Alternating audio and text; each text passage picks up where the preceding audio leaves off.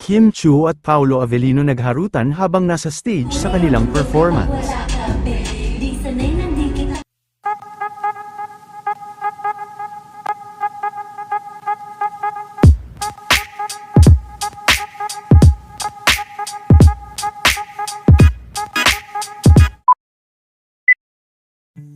Ngayong araw na nga naganap, ang ASAP in Vancouver at ang inaabangan na performance nila Kim Chiu at Paolo, at sa nasabing event ay present din nga, ang kapatid ni Kim.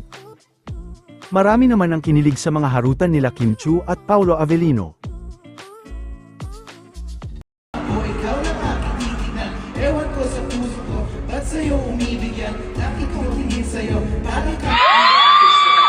Wala naghihintay sa backstage pero finally lumabas na ako at nakita ko kayong lahat.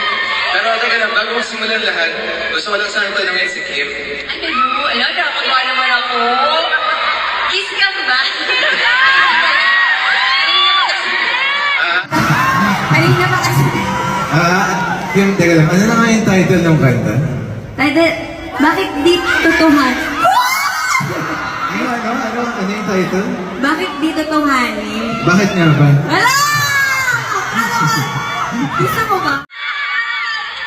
Gusto mo ba? Nakakalaga outfit pa naman ako. Kaya naman talaga, pero eto na po talaga. Nakaka-pressure talaga ang mga bagay-bagay, lalo na mga questions na gano'n. Oo. Pero pwede na, eto na Vancouver, ready na ba kayo?